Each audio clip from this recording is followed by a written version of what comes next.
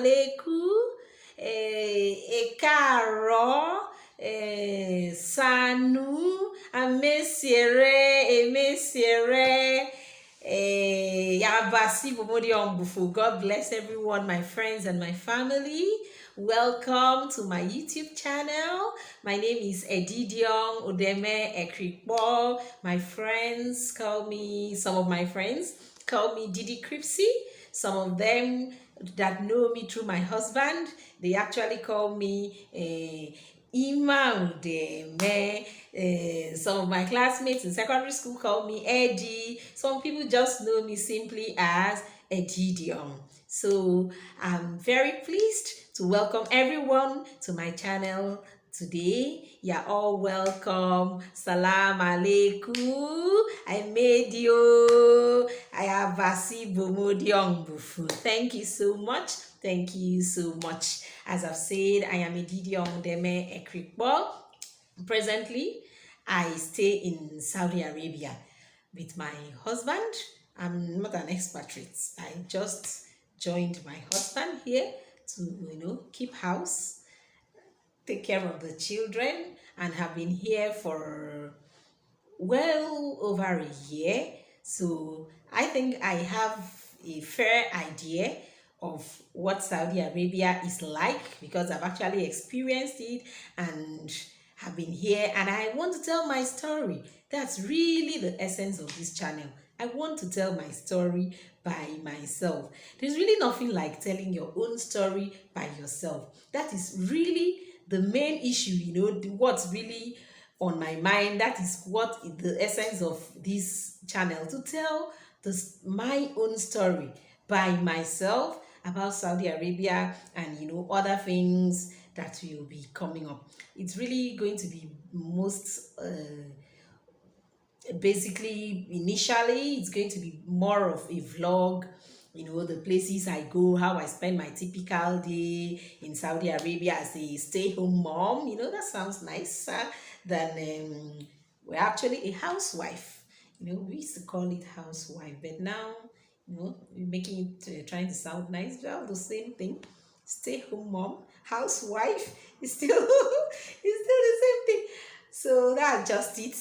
I am presently a stay-home mom, taking care of a stay-home mom. I call myself house supervisor, taking care of the children, supervising their the things they do in the house, their schooling, their house homework, and all that. So that's really that's part of those are part of my work schedule for the while at home. I am the cook, but the children help. I'm trying to teach them too how to cook. So, and they're learning very fast. They do the cleaning up with. So that's just it. So I'm here. I want to tell you my story. So far, my stay in Saudi Arabia. So my channel would really be that you go places with me. You just see Saudi Arabia through my own eyes, and I don't think that's too bad because let me see how I can bring my story together. But first, I know that as at 2 years ago, yes, I didn't think. Yeah, 2021. I didn't think I would be in Saudi Arabia by this time. I didn't. I didn't imagine it. I did not. But here I am today in Saudi Arabia. I just used to hear stories of Saudi Arabia and I'll be wow. I really enjoyed listening to the stories. Yes, I personally, I think I am also a storyteller myself. So I never knew that I will also partake of the wonders of Saudi Arabia by the personal experience. I thought it would just be about just hearing the stories, enjoying the stories, and that was just what I thought. I never knew I would also have to be in Saudi Arabia myself and tell my own story by yourself. Like I always tell my children, I tell my friends, there is nothing like telling your own story by yourself. I'm telling you, there is just nothing like that. You experienced it, you were in it. So you tell your story and how everything was. So that's Saudi Arabia. I was curious about it, so I'll be presenting it, I'll be videoing it, and I know you enjoy yourself. Thank you. When I said I never thought I would be in Saudi Arabia by now, really, because we were thinking of going to other places, other places. You can imagine now as a Nigerian, the other places, well, not UK, but America, also Canada, Australia, New Zealand, maybe Dubai, but not Saudi Arabia. Saudi Arabia was not on our plan at all. But my husband just put up his CV out there on the internet. His summary is that an agency saw his a recruiting agency saw his CV online. They sent him a mail, called him, interviewed him, linked him up with the Oga Madam of the company in charge of the clinicals, and then that was just it. He got the job, signed the contracts, all these things online. You see, signed the contract and returned it to them because there was a certain time you had to agree.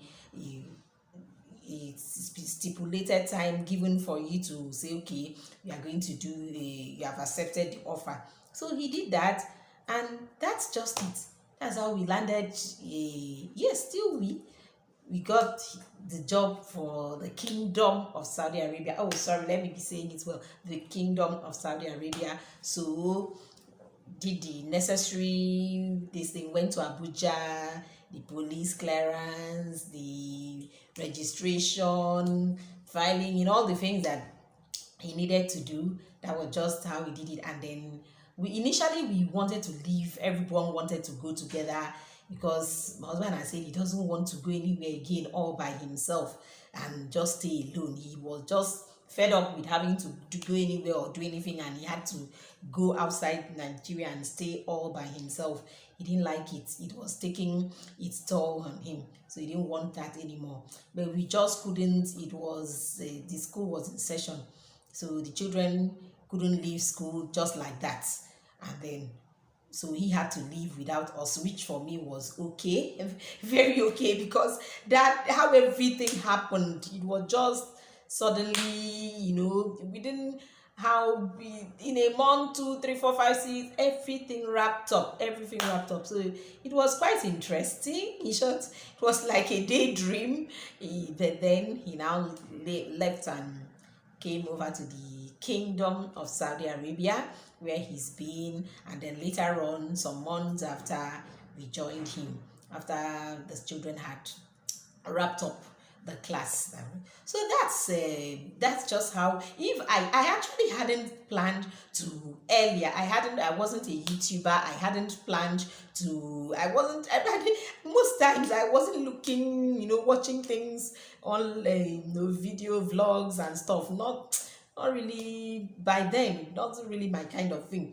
So I didn't, in short, really, I don't really like, coming out there. I think it's more of that. If I'm watching YouTube, it's about how they're sewing. Yes, those were my kind of interest on YouTube, how people are sewing, things people do with hands, stuff like that. Not,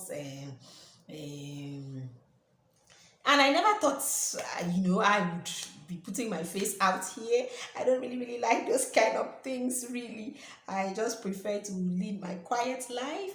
But coming to Saudi Arabia opened my mind and my eyes to many things. Yes, that's really what happened.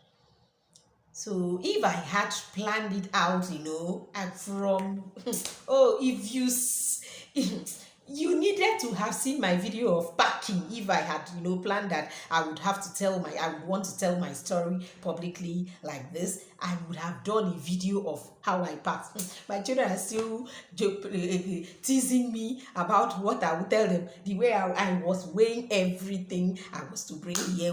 I did not want to have excess luggage. I did not want story. I didn't want them to tell me, drop anything.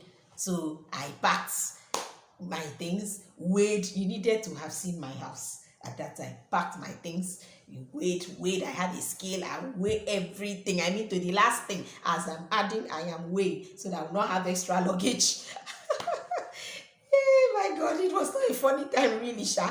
I packed, weighed things and all that, packed my things, and then that was just it. So, well, I thank God for everything. I thank God that today I've actually come to that position or that place that I am now willing to share my own story by myself, because I know that someday I will leave this Saudi Arabia. God has not told me or assigned me permanently to the kingdom of Saudi Arabia. So I know that one day I will leave Saudi Arabia, and I don't want to be feeling regret like I should have told my story while I was in Saudi Arabia. I should have just captured my moment and let other people also benefit from it, like I have personally benefited from the stories of other people. So that is one of the things that has inspired me to come out and tell my own story by myself.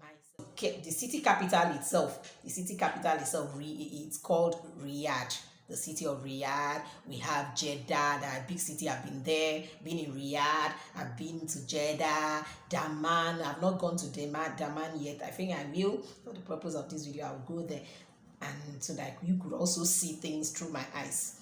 You see, Daran, Jubail, Hale, Tabuk, Medina, Katif, Abha. Abha, that one is just close to us here in the south. I go there often, or we go there often, because Abha is call it the headquarters, the regional headquarters of this our own province or our own region. Presently I stay, or we stay in Mohayil. The city is called, or the town is called Mohayil, or some people call it Mohayel. You spell it Mohayil or Mohayel.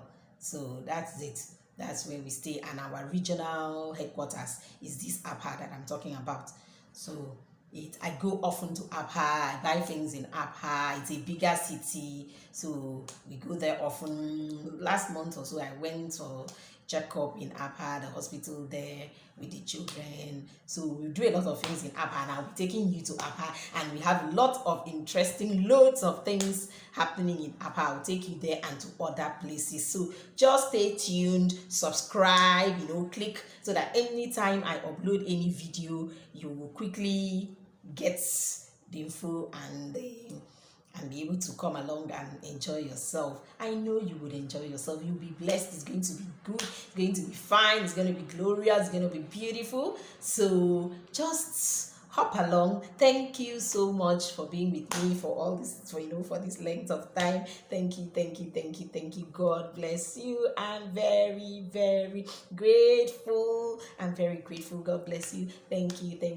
Please tag along with me, subscribe, tell your friends, share. You will enjoy yourself. It's going to be interesting. You are going to be able to learn things. Yes, you will. That's just it. Thank you very much. Bye.